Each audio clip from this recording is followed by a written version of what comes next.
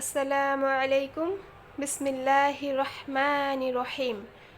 আমরা শব্দে শব্দে সূরা আল কাউসার সহি করে শিখছিলাম। আমরা বিগত ক্লাসগুলোতে 4টি শব্দ শিখেছি।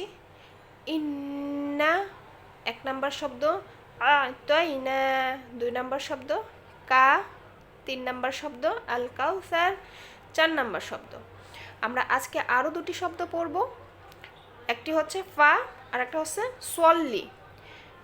ফা, ফা জবর ফা।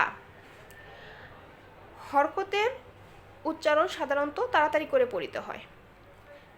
এক জবর এক জের এক পেশকে হরকত বলে। এখানে ফা জবর ফা আছে, অতএব এখানে আমাকে তাড়াতাড়ি করে পড়িতে হবে। ফা জবর ফা। এই ফা শব্দের অর্থ হচ্ছে সুতরাং বা অতএব। আরেকটি শব্দ হচ্ছে সোয়াল্লি। সোয়াল্লি শব্দটা কোনোভাবেই যেন সাল্লি না হয়। আমি যদি সাল্লি পড়ি তাহলে এখানে আরবি হরফ সিনের উচ্চারণ হবে, সোয়াদের উচ্চারণ হবে না। এই সোয়াদ শব্দটা একটু মোটা করে পড়তে হবে। সোয়াল্লি, সোয়াল্লি, সোয়াল্লি।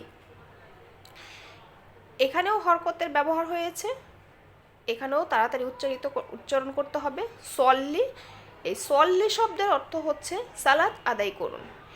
এই দুটি শব্দ যদি আমি একত্রে লিখি ফা সল্লি, একত্রে পড়ি ফা সল্লি, এই ফা সল্লি শব্দের অর্থ একত্রে হবে সুতরাং সালাত আদায় করুন।